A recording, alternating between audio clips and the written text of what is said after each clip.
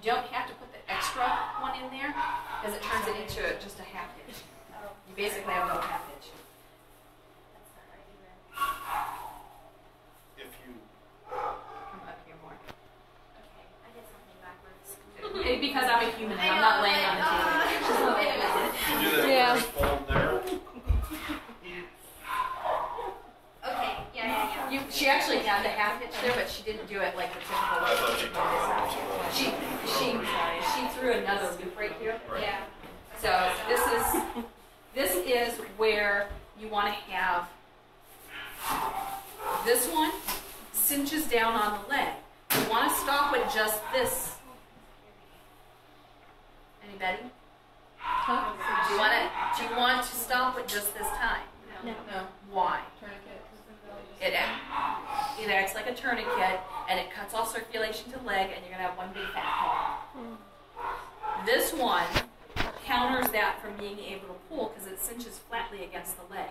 This is a half hitch. So this is kind of like your noose, this is like your half hitch. And it'll hold it still like this. When you have it on your patient, and you have your first one on, let's see, here, come over here again.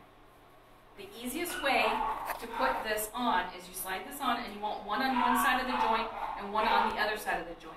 When you're standing here, if you grab it like this, flip your hand over, and then grab her foot, in this case her hand, you'll have your half hitch. Kalia did it a little different, which is not wrong. So if I wanted to put it further up on her arm, I would do the same thing. Grab it with your hand, flip it over, put your hand in there, and then you're going to pull the paw into it. You still have your half hitch. Who does the time? I believe it would be the non-sterile person. Look at your papers. Like I said, I'm going step by step through our procedure.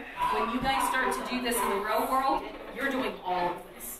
So I divided it up at one point in time so that you guys had a fair break of experience. Whereas I start and finish to do it every day. If I'm the only one in surgery, I don't even have the other person do EKGs. I have to figure out how I'm doing things. I calculate out my drugs, draw them up, move to EKGs, get somebody to verify my drugs, give them their pre-treats, then go to set up the rooms. So I go and just work my way through. I don't always have another person. I don't even necessarily always have the doctor back there with me. I just do start to finish and follow through, and that's what you guys need to be able to do. Just not today or next week, because you guys have not done that. So once you've got your pet's leg hooked up, you have these handy dandy little hooks on the end. You need to be able to hook your pet to the table.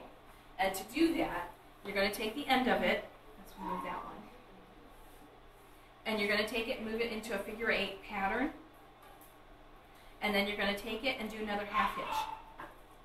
and you see those are all in knobs. Obviously, they slide for bigger and smaller animals. Yeah, this part, if you have a little animal that you know you can hook up, untwist it, and slide it.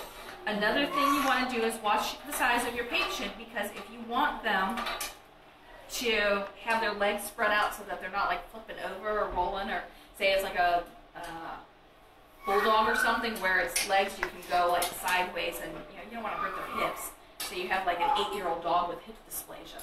You don't necessarily want to pull their legs sideways. So another thing is you might take their tie